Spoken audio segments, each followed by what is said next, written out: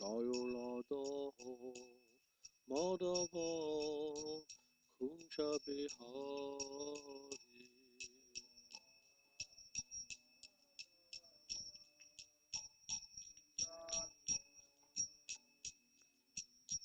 Gopijana Vallabha Girivardhari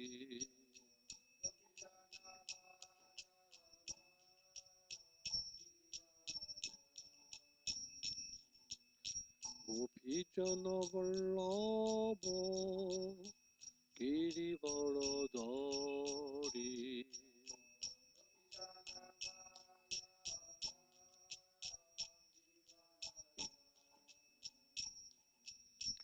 Yashodanandana Prajajana Ranjana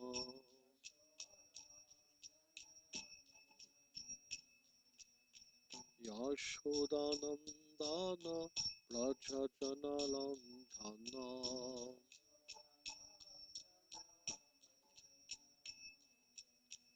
Yamunantira Vanachari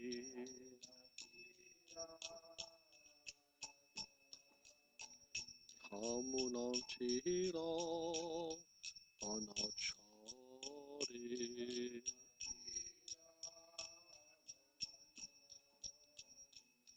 Jayolada Madhava Kunja Bihari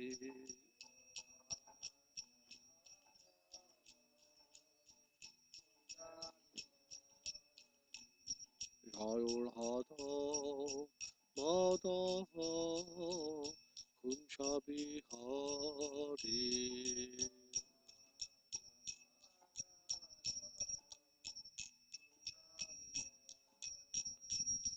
Hare Krishna, Krishna Krishna, Hare Hare, Hare Ramo, Hare Ramo, Ramo Ramo, Hare Hare.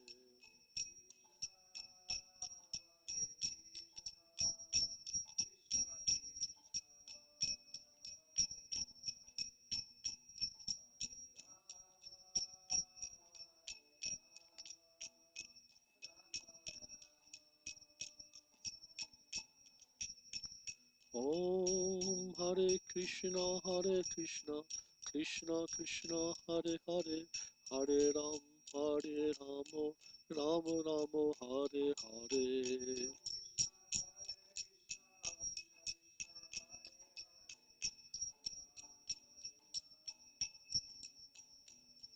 Om Hare Krishna, Krishna Krishna, Hare Hare, Hare Ramo, Ramo Ramo, Hare Hare.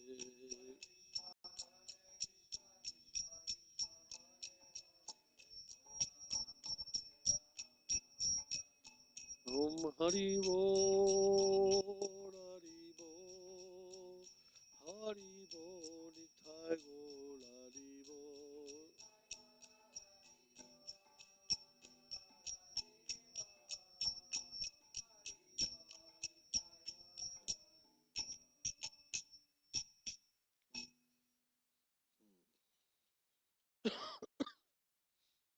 Omagyanatimirandasya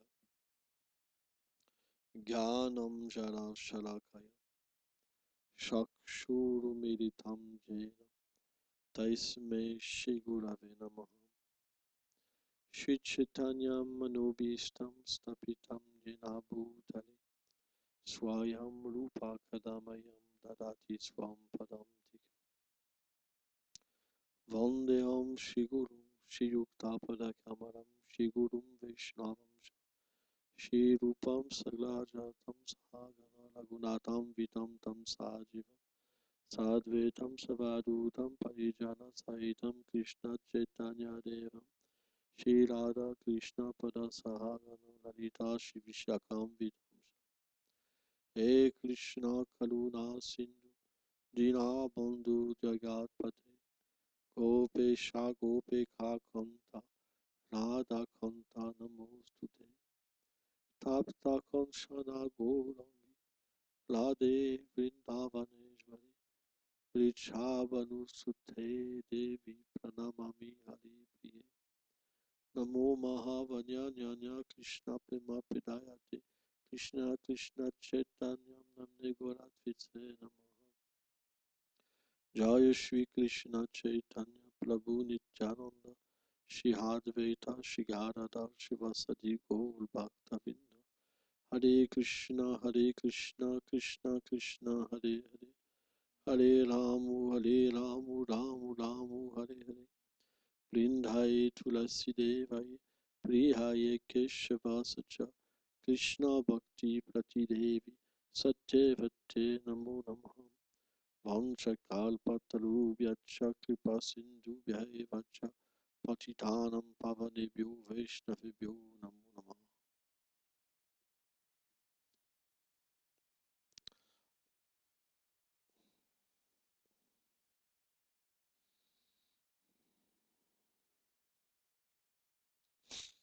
Donc nous allons lire un verset de Srimad Bhagavad Gita,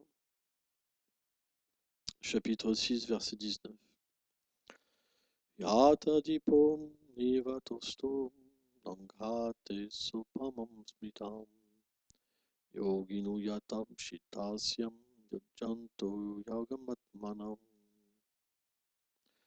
Tout comme la flamme d'une lampe qui, à l'abri du vent, ne vacille pas, un yogi dont le mental est contrôlé demeure stable dans sa concentration sur la réalisation de l'âme. Commentaire.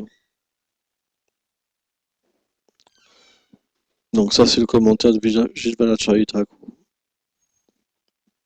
Le mental d'un véritable yogi est comparé à une flamme d'une lampe. Pour celui qui est conscient de sa relation éternelle avec Krishna, parce qu'il a réalisé sa constitution éternelle, celle-ci ne change pas. La méditation d'un tel dévot est transcendantale et éternelle. Elle ne peut plus vaciller, tout comme la flamme d'une lampe qui est à l'abri du vent.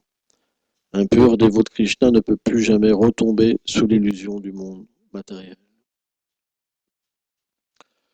Namaom Vishnu Padaya Gauranga Prestaya Rupini Shri Bhakti Vibhudaya Bebhute Namine. Namaom Vishnu Padaya Gaura Prestaya Bhutale Shrimad Bhakti Pramodaya Puri Goswami Namine. Namaom Vishnu Padaya Krishna Prestaya Bhutale Shrimate Bhakti Vedanta Swami Namine. Namaom Vishnu Padaya Krishna Prestaya Bhutale Shrimate Bhakti Rashaka Shirade Vislamine. Namaom Vishnu Padaya Krishna Prestaya Bhutale Shrimate Bhakti Siddhanta Sarasvati Namine. Jai Shri Brahma Madhva Gauda Sarasvat Sampradaya Ki Jai.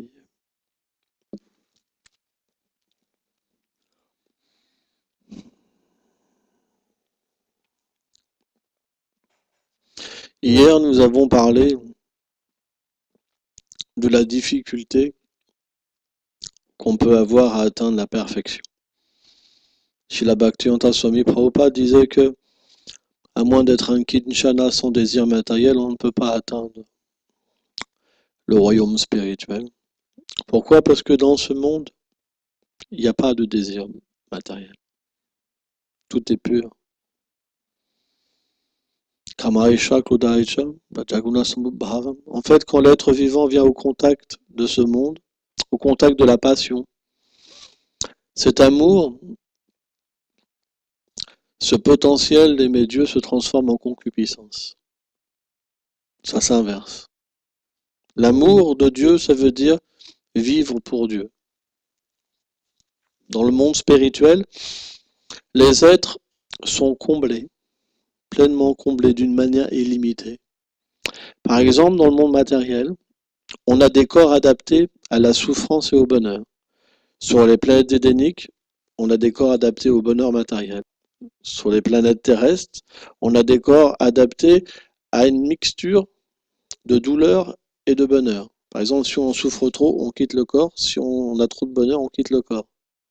Et sur les planètes inférieures, là où les gens, par exemple, vont parce qu'ils ont fait beaucoup de mauvaises choses, alors ils doivent souffrir pour que toutes les mauvaises activités puissent être éliminées. Et là, ils ont un corps adapté où ils peuvent supporter la souffrance, par exemple. Mais l'âme en elle-même, elle est au-delà du bonheur matériel et de la souffrance matérielle. Simplement, ce cycle samsara, c'est nos désirs. Nous expérimentons le résultat de nos désirs parce que nous voulons être indépendants de Dieu. On est dans cette situation parce que on aime être indépendant de Dieu et pourtant c'est ce qui nous fait souffrir tout le temps. La colère est expérimentée parce qu'on est coupé de l'amour. La concupiscence est expérimentée parce qu'on est coupé de l'amour. L'envie, la convoitise, la folie, c'est juste parce qu'on est coupé de la source de l'amour. Mais quand on est relié de nouveau à l'amour, qui est Krishna, automatiquement ça disparaît. Donc pourquoi on parle d'une lampe? Parce que quand il y a du vent, la lampe elle vacille. De la même manière, tant qu'on a ces désirs indépendants, on ne peut pas méditer. C'est pas possible. Quelle est notre méditation? On va méditer sur une bougie? Vous pensez que c'est le but? De juste pour un moment avoir un mental un peu fixe pour éprouver une satisfaction? C'est pas ça le but de la vie. Ça, c'est les yogis de pacotille qui enseignent ça. Ou la kundalini, tout ce truc-là, ça c'est des choses de pacotille. C'est rien. Quand Krishna parle de plus vaciller, ça veut dire une relation avec Dieu. Yoga. Yoga, ça veut dire comprendre Dieu, voir Dieu, pouvoir parler avec Dieu, toucher Dieu. C'est ça le but, en fait. Krishna dit, je suis le but des Védas. Le Srimad Bhagavatam explique ça aussi. Que tout ce qui est fait dans ce monde, c'est pour amener un jour une personne à comprendre sa relation éternelle avec Dieu. Comment la méditation peut être fixe? Déjà, il faut comprendre sur quoi méditer. Il faut déjà trouver une source authentique. Donc cette source authentique, elle vient de quoi? Elle vient des vies passées. Si on n'est pas authentique, on ne sera pas attiré par l'authenticité des choses. C'est pas possible. Donc cette foi dans la dévotion, elle ne vient qu'à travers un contact avec la dévotion. Si dans nos vies passées on a déjà pratiqué, mais qu'on n'a pas atteint la perfection, alors on revient pour de nouveau progresser spirituellement. C'est ça la différence entre une activité matérielle et une activité spirituelle. Quand Krishna dit Neha Vikramana Sosti, rien n'est perdu. Alors que matériellement, quand vous faites des activités pieuses, vous pouvez avoir une bonne situation. Et dans cette situation-là, quand vous exploitez cette situation, alors toute votre fortune pieuse disparaît graduellement. De la même manière, quand vous faites des activités impies, toute cette fortune d'activité impie, quand vous souffrez, elle disparaît. Mais l'activité transcendantale ne disparaît jamais. C'est ça la différence. Parce qu'elle est liée avec l'âme. Simplement, l'âme a eu un mauvais désir, elle vient dans le monde matériel.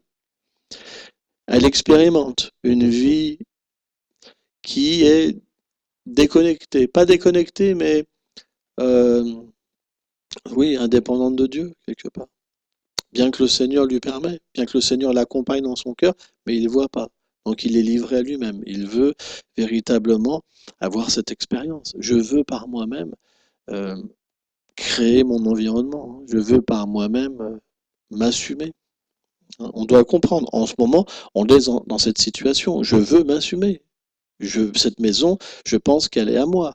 Ce corps, je pense qu'il est à moi. Et si quelqu'un rentre dedans, je vais me mettre en colère. Je vais éprouver de la jalousie si une femme approche mon mari, ou vice-versa. Je pense que c'est mon environnement, c'est à moi. Donc dans cette situation-là, on est coupé de la réalité, puisque tout appartient à Dieu. Krishna, il dit Amsavashaprabhava, tout émane de moi, tout est à moi. Hein. Donc, dans cette situation-là, on souffre. Malheureusement, on souffre énormément. Tout ça, c'est la cause de notre souffrance. Et quand on comprend naturellement cette cause, alors on essaye d'y remédier. C'est ça la foi. Ça veut dire dû à une activité passée, on reprend naissance dans une autre vie et on réalise très vite que ce monde-là, c'est pas du tout. Je suis pas fait pour ce monde. J'ai rien à voir avec ce monde parce qu'il me va pas du tout. J'ai tout essayé, mais ça va pas. Ça, c'est comment dire, une personne intelligente. Donc, la seconde vitesse, c'est quoi? C'est comment trouver le moyen pour échapper à ce monde. Comment trouver le moyen pour échapper à l'action? Parce que quoi que je fasse, il y a une réaction. Dans mon mental, quelque chose va venir. Une graine va venir. Un désir va venir. Ça me pousse à agir. Je ne sais même pas pourquoi, ça me pousse à agir. J'ai rien à voir avec ce corps, mais pourtant, je suis poussé à agir. La concupiscence me pousse à agir. La folie me pousse à agir. La colère me pousse à agir. Je suis complètement adombré par des choses qui n'ont rien à voir avec moi. Comment faire pour échapper à ça? Vous comprenez? On est comme envoûté par l'énergie matérielle. On ne sait même pas pourquoi on existe quelque part. Une fois, j'ai regardé un reportage sur la vie des insectes, par exemple. Et à un moment, on voit des insectes se suivre, comme ça. Et puis l'image, comment dire, la caméra, elle prend du recul. Et on voit des milliers d'insectes comme ça marcher derrière les uns et les autres. Et en fait, quand on voit le gros plan général, on voit qu'ils tournent en rond, sans but. Mais on est comme ça. L'animal, qu'est-ce qu'il fait? Il mange, il se reproduit, il se défend et il dort. Si on regarde bien notre vie, c'est comme l'animal. Il n'a pas de conscience. L'être humain, il est fait pour quoi? Pour se relier avec Dieu et sortir du monde matériel. C'est pour ça que hier, on m'a posé cette question, par exemple. Mais est-ce que tous les humains, ils sont responsables? Je dis oui, tous les humains ont la conscience de Dieu. On est, en tant qu'humain, avec la conscience de Dieu. On a le droit d'accepter, de rejeter. Tout être humain connaît Dieu. La race humaine, ça veut dire conscience de Dieu. Simplement, quand on rejette le Seigneur suprême, on dégrade nos consciences et on va vers le règne animal. Au point que quand un homme et une femme qui ont une conscience vraiment animale, ça veut dire qu'ils peuvent même plus comprendre Dieu, quand ils font un enfant, l'enfant il devient comme atrophié de conscience. Il naît dans un environnement où c'est très difficile pour lui-même de comprendre une subtilité sur Dieu. Mais il y a la possibilité. S'il s'associe bien avec un saint homme, alors ça apparaît dans son cœur. Tout être humain a la conscience de Dieu. Pourquoi? Parce que dans le cycle des réincarnations, il y a différentes consciences. Par exemple, l'animal, il n'est pas sujet à la loi du karma, parce qu'il agit avec instinct. Un tigre, quand il tue une biche, il ne fait pas une mauvaise activité, parce qu'il fait par instinct. Mais l'être humain, c'est différent. Parce qu'il a une conscience supérieure, il peut choisir. Comme il a la conscience de Dieu, il peut, à ce moment-là, comprendre les lois de Dieu et agir d'une manière à être un grand frère pour toutes les autres races. Et pas détruire, mais harmoniser. Or, quand on suit les enseignements du Seigneur suprême, automatiquement on se libère de ce monde. On pourrait prendre un exemple, tout simple. Dans chaque pays, il y a des lois. Par exemple, au Québec, il y a des lois. Vous ne pouvez pas faire ce que vous voulez quand vous êtes au volant d'une voiture. Hein. En France, il y a des lois. Alors des fois, c'est un petit peu différent, mais il y a des feux rouges, il y a des feux verts. Alors je sais pas si au Québec, il y a des feux verts. Hein. Mais quand c'est le moment de s'arrêter, il faut s'arrêter. Quand c'est le moment de repartir, il faut repartir. Si quelqu'un fait l'inverse, bah ça va pas plaire à tout le monde. Mais qu'est-ce qu'il fait lui? Il peut pas avancer quand même.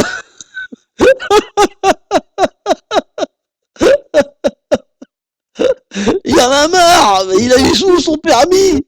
Et la police arrive. Alors vous pouvez pas avancer. Bah, bon, il avance. Puis quand il faut s'arrêter, il grille le feu. Et la police, ils vont l'arrêter. Ils vont lui retirer le permis.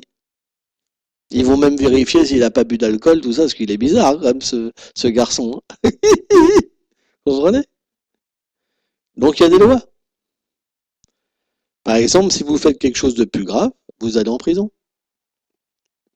Bah, l'univers matériel, nos maîtres spirituels expliquent, c'est comme une maison de redressement pour la conscience. Parce qu'on est rebelle. L'univers matériel, les univers matériels, c'est tout petit dans la création. C'est expliqué, c'est comme un tout petit nuage dans le ciel. C'est infime. C'est insignifiant. Pourtant, il y a des milliards d'univers. Mais dans ces milliards d'univers, tous les êtres ont un problème. Ils ont tous contracté la maladie de l'indépendance de Dieu. Tous. Et en fait, quand on agit dans ce monde, indépendamment de Dieu, il y a une réaction égale et opposée, parce qu'on veut s'assumer. Donc on prend sur nous le résultat de nos fautes, et finalement c'est notre propre éducation, parce qu'on souffre. Parfois on est heureux quand on est heureux, alors quand la souffrance vient, on souffre encore plus. Donc c'est une rééducation graduellement, on a envie de sortir de cette situation, parce que l'âme est faite pour l'amour, quelque chose d'infini, parce que Dieu, bien qu'il soit une personne, il est illimité. Bhagavan, il a une douceur illimitée, une beauté illimitée. Tout en lui est tellement élevé que les êtres vivants qui sont à son contact, ils progressent dans l'amour à chaque instant. À chaque instant, ça augmente. On ne peut pas imaginer. Parce que c'est un monde qui est illimité. Pour nous, c'est pas possible de comprendre. Parce que nous, il y a une limite dans tout. Donc, comme on est fait pour cette position-là, quand on vient dans ce monde, on est frustré. Tous les gens sont frustrés. Ça se voit sur le visage. Tout le monde est frustré. Vous prenez le métro. Allez prendre le métro, le tramway, ce que vous avez là. Hein? Regardez, juste comme ça, sans juger, mais observez comment les gens souffrent. Même quand ils sourient, on ne voit pas l'amour dans leurs yeux.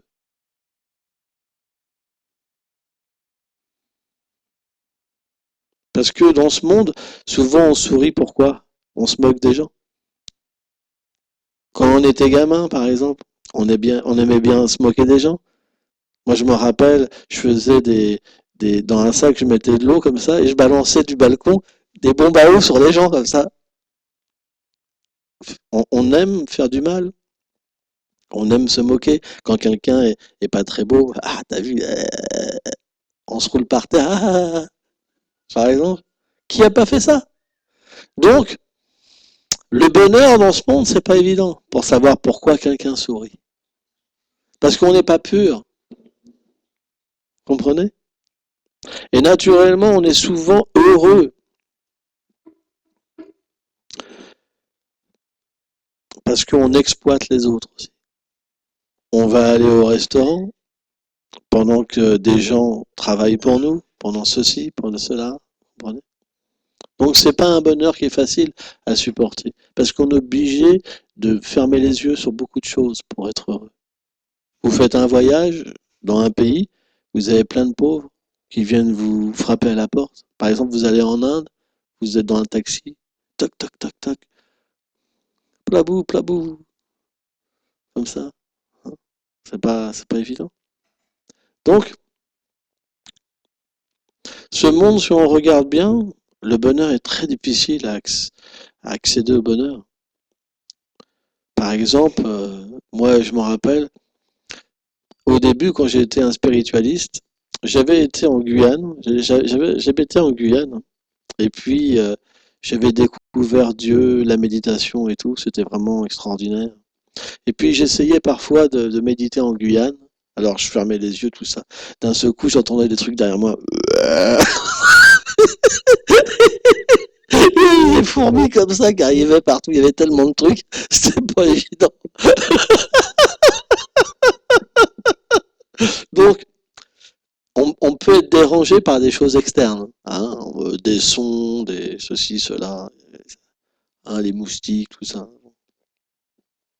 Dans la société actuelle, on essaye de tuer tout pour être tranquille. Hein.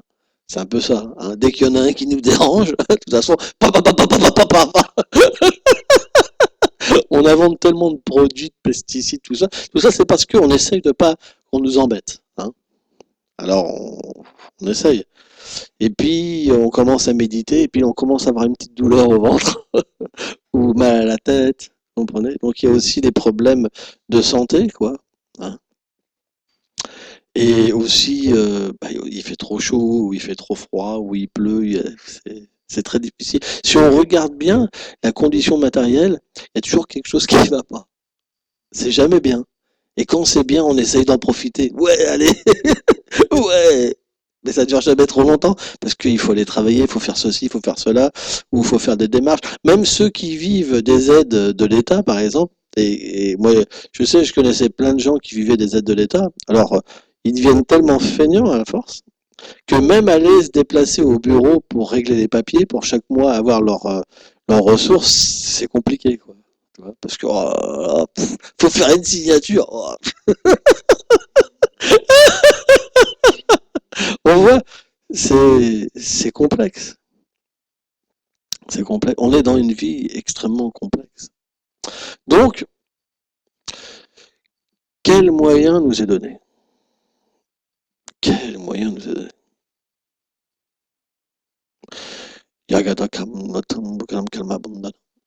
Krishna explique une chose très intéressante qui est pour nous très révélatrice. L'action matérielle conditionne.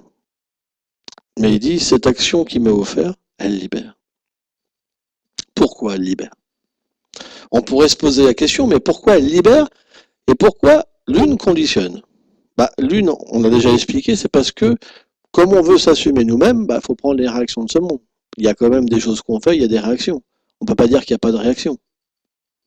Quand vous parlez mal à quelqu'un, il faut l'assumer. Quand vous faites du bien à quelqu'un, il faut l'assumer. Ça veut dire qu'il y a une réaction égale opposée. Alors il y en a une qui est plus sympa que l'autre, hein, mais dans les deux cas, elles nous font oublier notre nature éternelle. Quand on est heureux, on est emporté vers le bonheur. Ouais, ouais, ouais. Quand on est malheureux, on est emporté. Oh, oh, oh. Hein. Le et le wa wa wa, c'est un peu pareil. Sauf que c'est deux façons de voir les choses. Mais l'âme, elle est au-delà. Vous comprenez? Elle est ni hein. Vous comprenez? Donc, l'activité qu'on offre au Seigneur suprême, le service de dévotion, comme elle est connectée au Seigneur, et comme originellement on est fait pour servir le Seigneur, c'est quelque chose qui n'a rien à voir avec ce monde matériel. Vous comprenez? Quelque part. Parce que ce monde, il est fait pour oublier Dieu et agir indépendamment. C'est comme on met des gens qui veulent être dans cette situation, dans ce genre de prison matérielle. Durga, ça veut dire la forteresse, celle qui garde la forteresse. Or, comme dans une prison, quand vous vous tenez pas mal, un carreau, vous faites comme on dit, le faillot, vous savez. Oh gardien, vous êtes tellement beau. Je pourrais cirer vos chaussures, par exemple. On se tient bien, on veut sortir avant. On a pris 15 ans de prison, 50 000 vies de prison, par exemple, et on se dit, bon, c'est vrai que si je me tiens bien, je peux sortir avant. Si ça existe dans ce monde, c'est que ça existe dans un niveau plus subtil, dans les lois universelles. Donc, naturellement, quelqu'un d'intelligent, il se dit, bon, il paraît que je suis une âme spirituelle, il paraît que Dieu, c'est une personne, et il paraît que si je le sers, je vais sortir plus tôt. Moi, ça m'arrange. Ça serait sympa quand même. Vous comprenez, hein? Comme ça, il paraît que je serais heureux. Alors, c'est intéressé. C'est pas pur encore. C'est pour nous. Mais on le fait.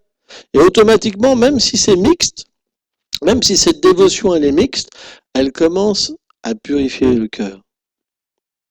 C'est-à-dire cette activité nous amène à de moins en moins recevoir de réactions. Ça veut dire d'avoir des semences dans le cœur qui vont nous donner des désirs matériels. Et les semences qui sont dans le cœur, elles vont commencer à pourrir. On appelle ça, quand le cœur se purifie, le niveau du Gyan, où on peut comprendre qu'on est différent du cœur, du corps, et que le Seigneur est une véritable réalité. Donc, l'action consciente de Krishna purifie le cœur. Quand le cœur est pur, on peut véritablement, à ce moment-là, se connecter avec le Seigneur suprême. Or, dans cet âge, le moyen le plus effectif pour se connecter, c'est le chant. C'est pour ça qu'on chante. Parce que le nom du Seigneur et lui-même ne sont pas différents. Donc quand on chante le nom du Seigneur, automatiquement, on fait du service de dévotion. On est connecté avec lui. Et parce que le nom n'est pas différent, on s'associe avec lui et l'âme retrouve sa nature. Et quelle est sa nature? L'amour. Puisque Dieu est amour, à ce moment-là, on quitte le plan de la concupiscence avec la colère, avec l'envie, l'avidité. On détruit tout pour nous, toute la planète. Je m'en veux, comme ça l'avidité. C'est énorme. Hein. Et à ce moment-là, on devient satisfait en nous-mêmes, complètement satisfait en nous-mêmes. Hein. Au point où, quand l'amour vient dans notre cœur, on n'a pas besoin d'autre chose que l'amour. Parce que l'amour est la source de toutes les substances. On est des êtres d'amour. On a besoin d'amour. Mais l'amour humain, il est imparfait. L'amour dans ce monde, il est imparfait. Vous ne pouvez pas demander à quelqu'un qui est imparfait de vous combler. Ça ne sera pas possible. C'est pour ça que on n'est pas des sentimentalistes. Le sentiment, c'est de mal comprendre comment diriger notre amour. Si vous dirigez votre amour vers quelqu'un d'imparfait, il y aura une retombée imparfaite, il y aura une frustration. Mais si vous dirigez votre amour vers le Seigneur suprême, automatiquement vous allez comprendre comment relationner avec les êtres de ce monde. Vous n'allez pas être en direct. Ça veut dire, c'est quoi le direct? C'est par exemple, je veux expérimenter directement avec quelqu'un. Or, si cette personne, d'un seul coup, est pas bien avec vous, vous allez souffrir. Mais, quand on sert le Seigneur suprême à travers tous les êtres vivants, à ce moment-là, peu importe que la personne agisse bien, peu importe que la personne agisse mal, puisqu'on sert le Seigneur suprême, on pourra dans toutes les situations apprendre, progresser, aimer. Quelqu'un qui vous fait du mal, vous allez comprendre que s'il vous fait du mal, c'est parce qu'il a oublié l'amour. Vous allez pardonner, vous allez tolérer. Mais comme c'est pour Krishna, alors grâce à cette personne, votre amour pour Krishna va augmenter. Et donc cette personne-là, qui vous aime pas, qui veut votre mal, c'est votre fortune. Donc, grâce à ce service de dévotion, vous pourrez développer l'amour pour tous les êtres, parce que vous allez servir le Seigneur à travers tous les êtres vivants. Et il n'y a que cette possibilité-là qui va nous donner d'échapper à cette frustration de ce monde matériel. Il n'y a pas d'autre possibilité. C'est pour ça, ceux qui sont en direct, on voit souvent les dévots, ils sont en direct, ils sont pleins de conflits. Mais t'as vu ce qu'il m'a dit? T'as vu? Il a dit que j'avais un bouton sur le nez. Bon, je sais pas ce que vous voulez. Hein?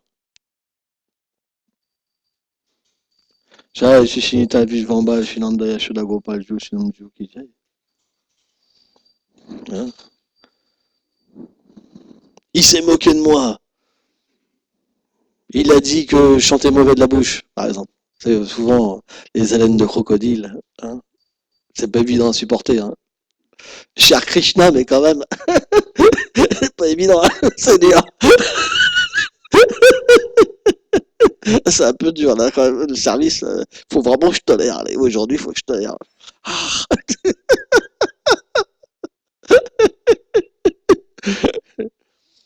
Mais le point, c'est que, à moins qu'on soit un serviteur de Krishna et qu'on comprenne que Krishna est dans tous les êtres vivants, il habite le cœur de tous les êtres vivants.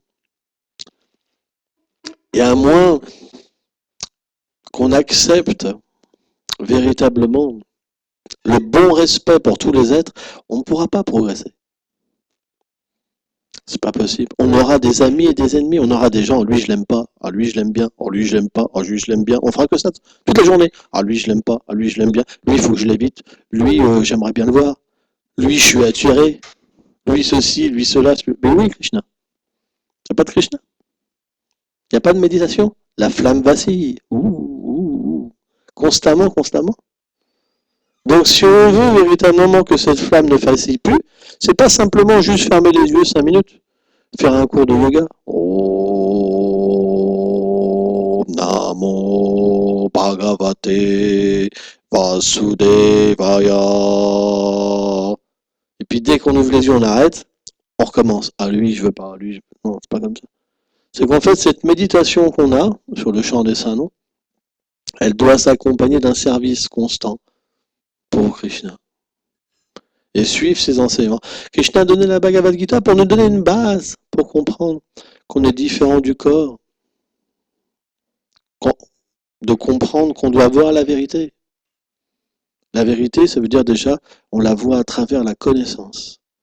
Comme cette connaissance, elle est parfaite, comme cette connaissance, elle est transcendantale, Vishuddha Sattva, elle se manifeste dans l'être vivant comme sa réalité et sa relation avec Krishna et sa relation avec tous les êtres vivants. C'est pas compliqué. Hein, voilà, voilà. Merci beaucoup.